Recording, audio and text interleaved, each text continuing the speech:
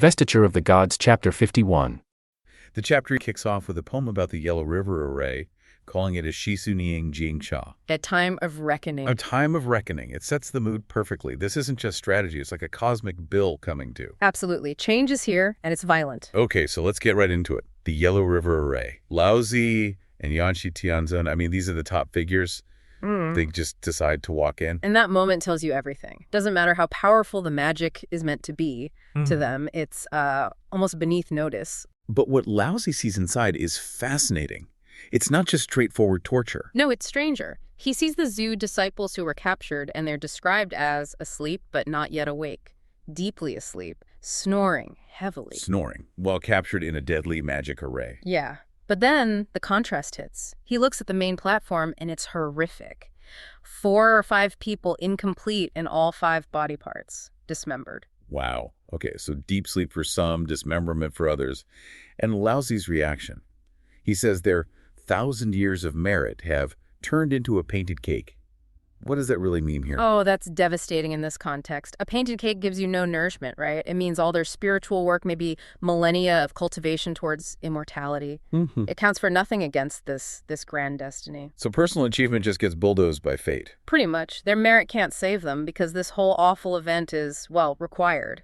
It's settling the massive feud between the Jijiao and Chanjiao sects, making way for the Zhu dynasty. It really clarifies the cosmic pecking order. Destiny, enforced by these top guys, is absolute.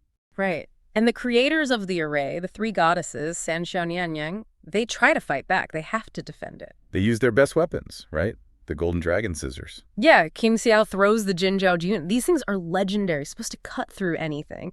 But Laozi, he doesn't even really fight it. He just holds out his sleeve like he's welcoming them. Welcoming them. Seriously. Seriously. The text says they just drop into his sleeve, like a mustard seed into the vast ocean. No effect. Zero. It's pure wu-wei, non-action, just completely absorbing the attack. It makes their ultimate weapons seem like a child's toy. Exactly. He's operating on a whole different level of reality. And then Bixiao tries with the primordial chaos gold bucket, the Hunyuan Jindu, the thing that captured the disciples in the first place. Same result, basically. Laozi doesn't even touch it himself. He just tells his helpers, the yellow turban strongmen, go get that, and they take it off to the Jade Void Palace. Like collecting a souvenir. Essentially, yes. These incredibly powerful artifacts are just spoils of war to him. But the fate of the goddesses themselves.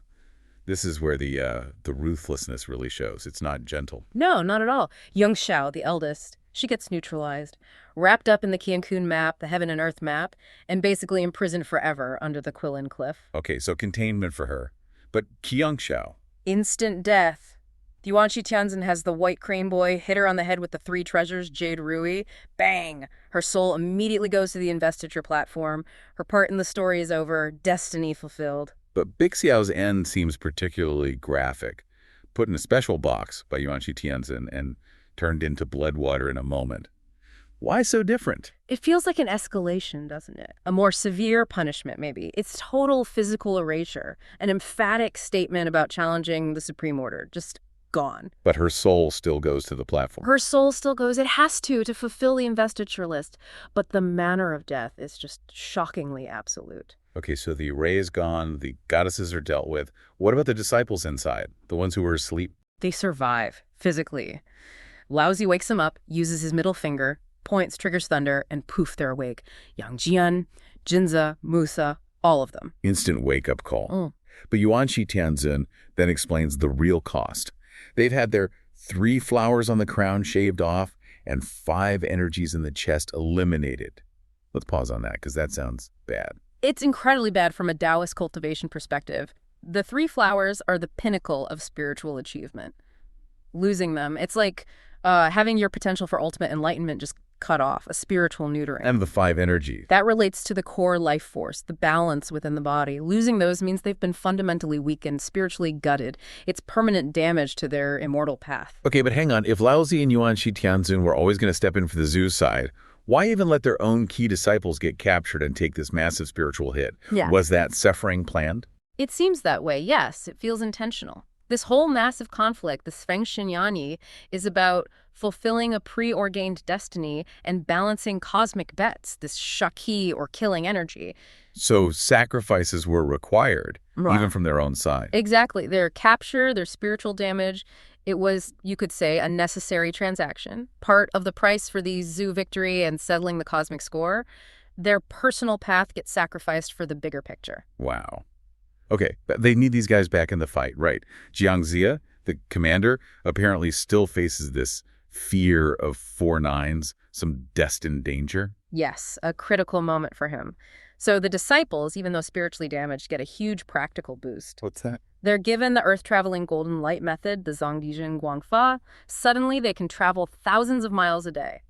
So instant mobility. Very useful in a war. Hugely useful. They become rapid deployment assets. And they get their personal magic items back, too, the ones taken by the gold bucket. So they're weaker spiritually, maybe, but tactically much stronger. Okay, so the Yellow River Array is down. Disciples are back. What's next? The Red Sand Array. That's the last big one. Nenjixian Wang, the Antarctic immortal, is assigned to break it, and he goes right on schedule, the 99th day, with the White Crane Boy. And the guy running this array, Zhang Tianjun, he knows who he's dealing with. Oh, yeah. He warns Nenjixian Wang, tells him this red sand can destroy an immortal body. Sounds nasty. Designed to attack the essence, maybe. Seems like it. It's meant to be lethal. But Nenjixian Wang has the perfect counterweapon. The 5 fires, 7 feather fan, the Wuhu Keeling Shan. So Zhang Xiao throws the sand, handfuls, then a whole container full. And Nenjixian Wang just fans it, uses the magic fan, and the sand just vanishes, poof, leaving no trace. Another super weapon just completely nullified. Exactly. The pattern is clear.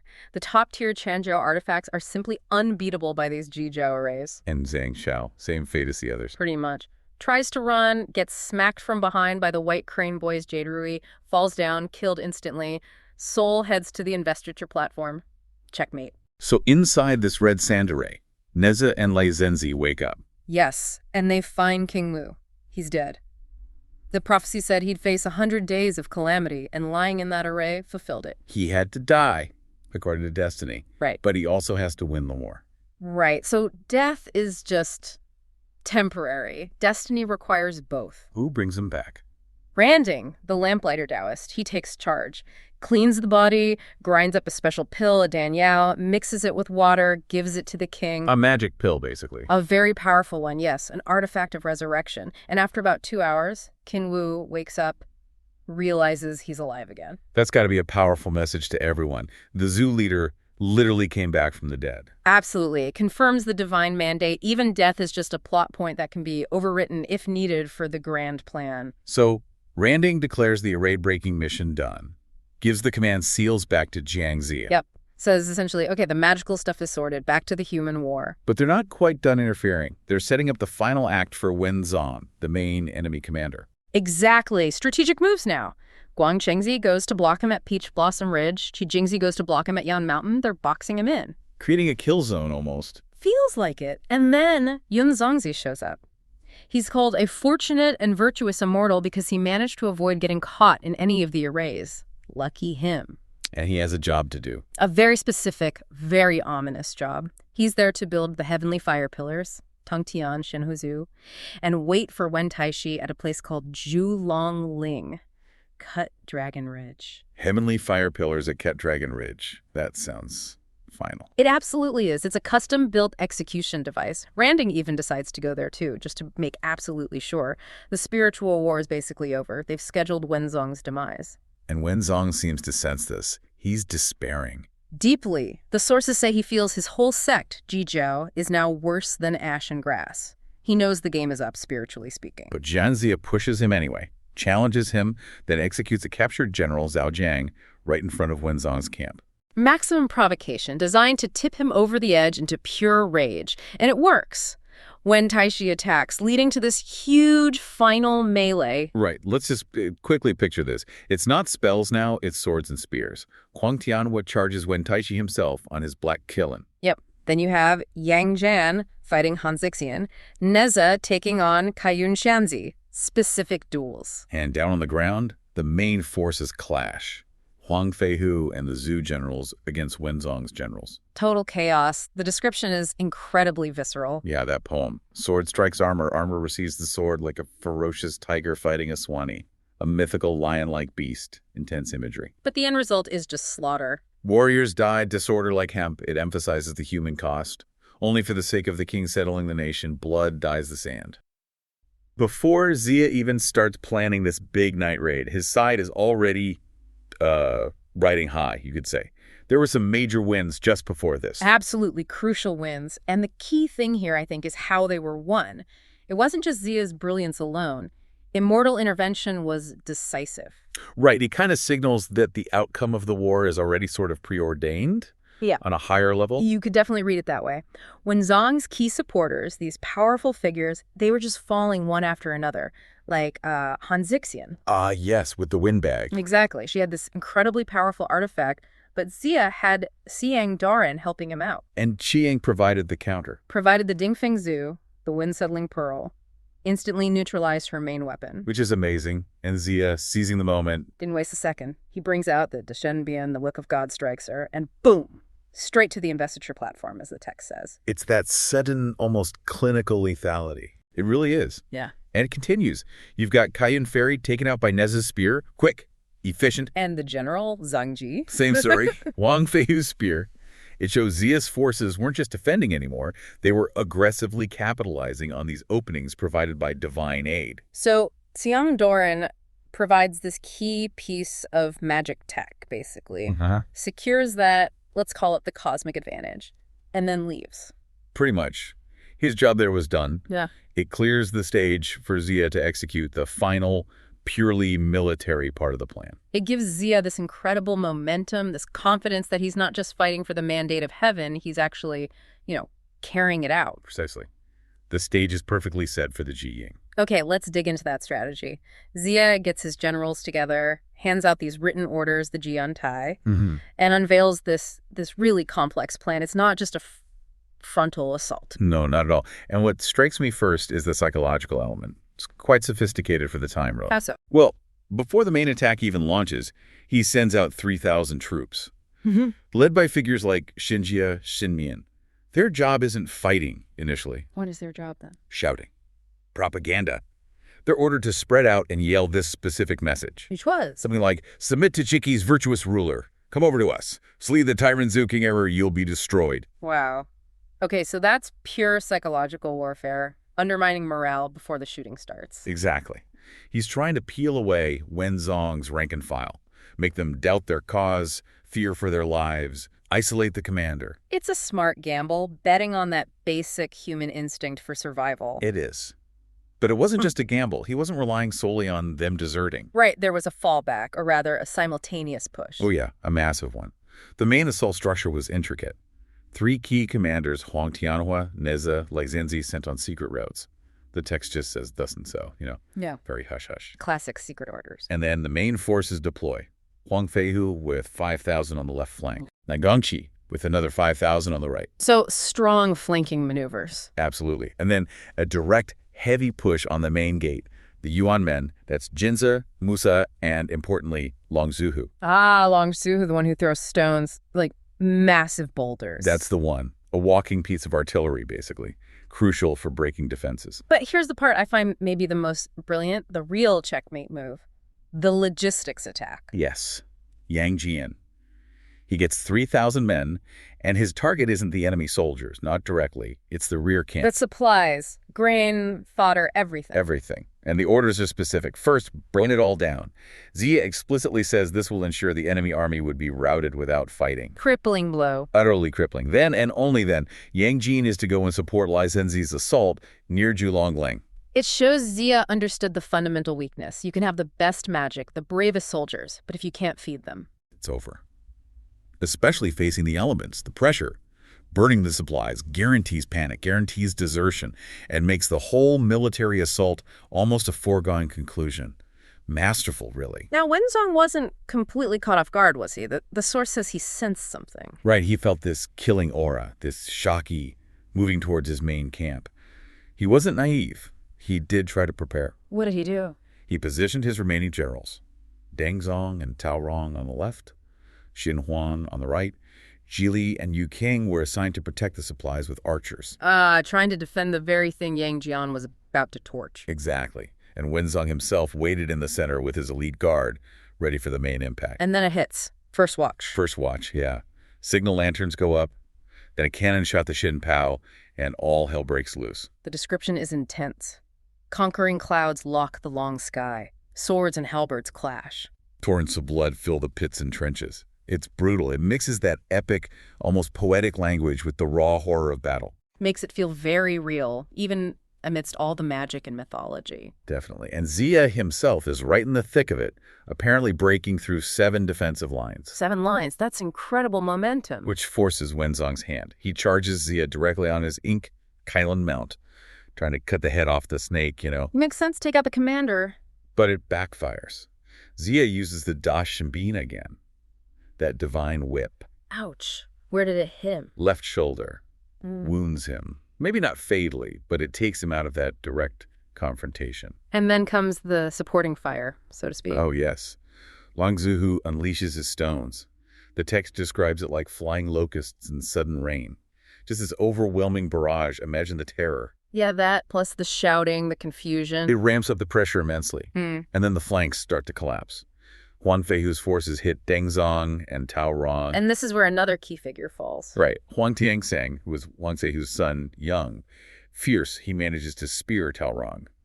Kills him. That must have broken their morale on that side. Instantly. Dengzong retreats.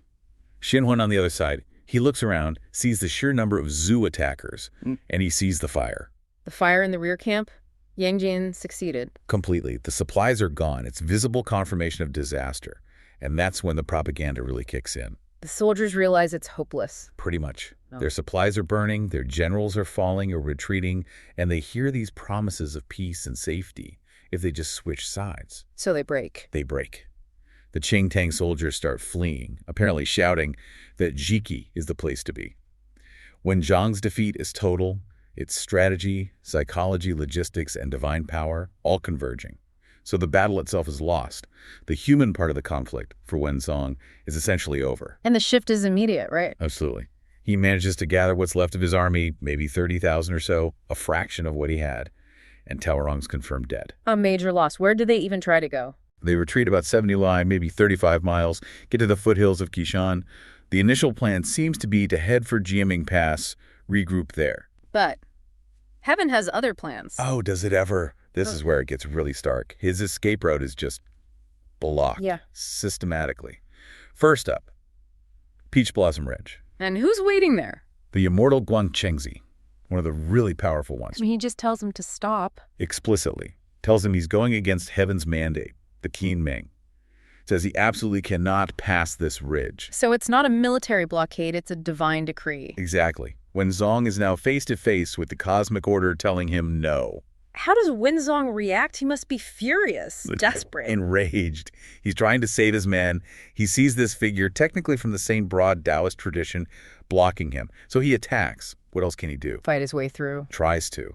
But Guan Chengzi isn't messing around. He deploys the Fantian Yin, the sky-turning seal. Okay, remind us this thing is bad news, right? Understatement. Think of it as a magical mountain dropping out of the sky to crush you. It's overwhelming power. Wenzhong sees it and instantly knows. The text quotes his thought. If this seal hits me, how will I live? He has to flee. No choice. Yeah. Abandons the route to Jiaming Pass, flees westward towards Yanshan. He's literally being herded. And just know it's not over. There's going to be someone waiting at Yanshan too, isn't there? You guessed it. He gets to Yanshan, reaches Taibua Mountain, and who's blocking the road? Shijingzi, another major mortal. Acting on orders. Yep, acting under the orders of Rending Doran, the Burning Lamp Buddha. Another heavyweight. And the message is the same. Identical. You cannot enter the 5 passes. Yeah. Stop right here. Wenzhong must feel utterly betrayed now. Shijingzi is also, broadly speaking, a fellow disciple. He calls it out. He's furious, feels cornered, betrayed by his own kind. He decides, this is it. Fight to the death. There's nowhere else to run. So he attacks Shijingzi. He does. But the fight is incredibly short. Shijingzi barely engages before bringing out his ultimate weapon, the yin-yang jang. The yin-yang mirror. Oh boy. Okay. So this is systematic. It's like heaven is just closing doors one by one. with overwhelming force. That's exactly the feeling. The human battle was just the physical manifestation of the mandate. Now, the mandate itself, through these immortals and their devastating artifacts, is personally ensuring Wenzhong cannot escape his fate. Every road is a dead end, cosmically speaking.